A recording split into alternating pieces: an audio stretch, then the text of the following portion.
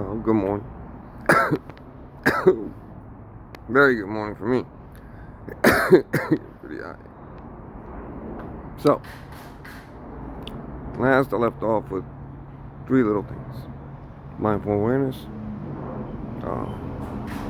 willful behavior, and absolute presence. Today, I was looking around, checking stuff out on the phone, and a topic comes up. I like it. Relationships.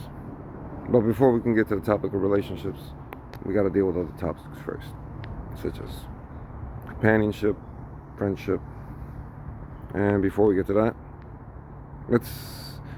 for most people, some people are going to have it easy, making new friends, things of that nature. Okay, that's good. Some people aren't going to have that. You know what I'm saying? And for those people, this is mostly what this video is about. But technically, wherever the hell you're at, it could probably help too. Never know. But one of the biggest pieces you're gonna want to do is, it's nice if you can pick up a hobby that you can also work as a job. If you can't, or you're stuck at a job where, I don't know how it wouldn't work for any job really. Like if I had to do something, I'm sure I'd figure out a way. So you can probably too. But, either do that or a hobby. And you're going to want to be as honest with yourself as possible about what happened in your past. And you're going to want to be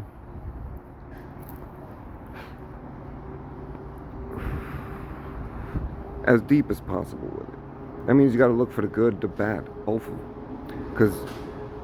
And here's the thing I'm going to say. Don't try to aim for more of one over the other. If you got more of one over the other, that's okay. Everybody's story is different. But don't try to aim for, what you're looking for. Just try to look through your memories. Depending on how old you are, by this point, you should already have enough memories to get a pretty good handle on life. And the cool thing about a hobby or a job or a skill set is that you can then take those memories, and explain the insights through your hobby or your job or whatever. You're just taking the insights from it and then putting it to you, like, say you're talking about cooking. You got to prepare it first. You got to do this. You got to do that. Obviously, a cook would know, where they should put what and where. Which insights should go where in the part of their cooking. It's easy to do with just about any hobby or craft. I mean, shit, I've done it with video games. Call of Duty, they got a mini map. They got noting, where you got to be able to pay attention to the smallest variations on the screen. Awareness. So where your eyes are at all times should be pretty much in the crosshair zone.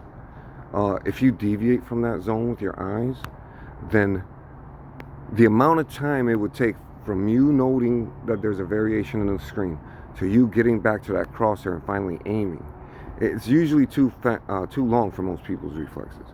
You want to just start off from the position where you notice there's a variation on the screen, and you aim for it. So with that one, with Call of Duty, most of what I end up talking about usually is like how they can go about, because by explaining it through whatever it is that you're doing, just pepper it with, and life is like this from time to time, and it usually gets the hint across. Because then they start playing with it, they're getting better at it, and maybe hopefully, they pick that up, the next thing they do, they can do it better.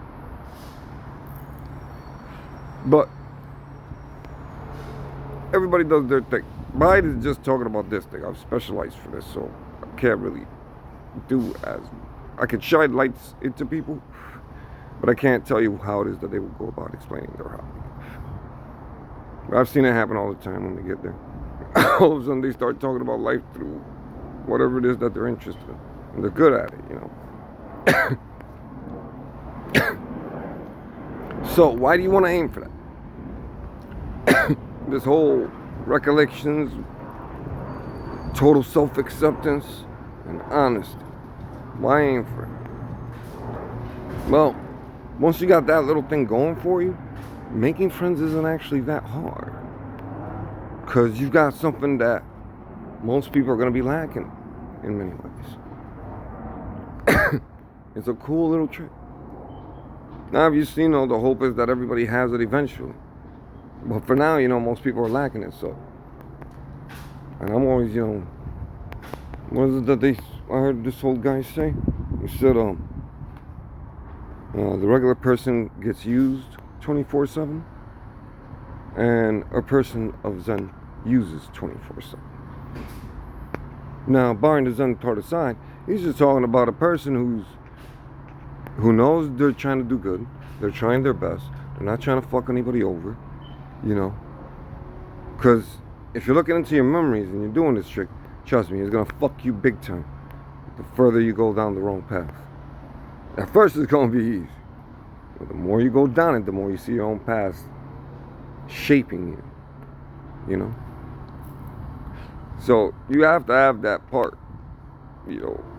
And the only way to really get it is through recollections. Now, I heard it's easier to start from, like, the people you knew closest first, like, in time. So your most recent memories first, and then start working your way backwards. But also, you know, sometimes insights just come up out of nowhere, and you're forced to have to go into a real backwards period. Yeah, just go with it. It is what it is. But you know, that's all you're trying to do for the most part. Just remember, make it nice, clean, and then gain insight from it. And then learn how to explain that insight through whatever it is that you do. Cool little thing. Because anybody can do it.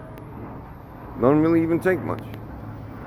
Meditation does rock with it in conjunction with. Because meditation makes it easier for these memories to open up. So if you're having a really hard time with them, meditating does make that faster. It just starts, it's like putting a fire underneath the pot and starting to watch it boil and shit.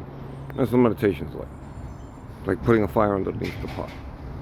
So, you know, if you need to put a little fire underneath the pot, sit down. What is this one motherfucker says? Sit down and shut up. And just look at it. Either the wall or pay attention to your breathing. You know, choose something at first, like one little thing. Later on, you can get to that point where you can be in hearing, just hearing things for like 30 minutes. Then you intentionally drop that and just see for 30 minutes. And then intentionally drop that and just feel for 30 minutes. You know, you can start flowing between them. You can do all three at once. Or, you know, it gets all interesting later on. But, yeah, meditation is a pretty cool catalyst. That's all it is. It's a catalyst for transformation. You know, a vehicle. But so is dreaming. So is self-inquiry. The recollections bit is more like a self-inquiry, but not really. It's just a portion of self-inquiry. A subset. But it's one of the coolest subsets. You know? So, first, get a handle on that. You know. And then, making friends should be a lot easier. And I'll probably make another video. Holy shit, I only got 9 minutes on this motherfucker.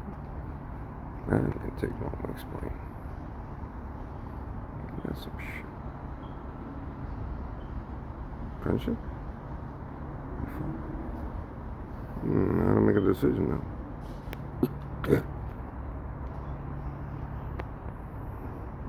I wasn't focused on that. You know what? I'll do another video. Just won't be too long after this one. Alright. Y'all have a good one, alright? Take care. Enjoy the day.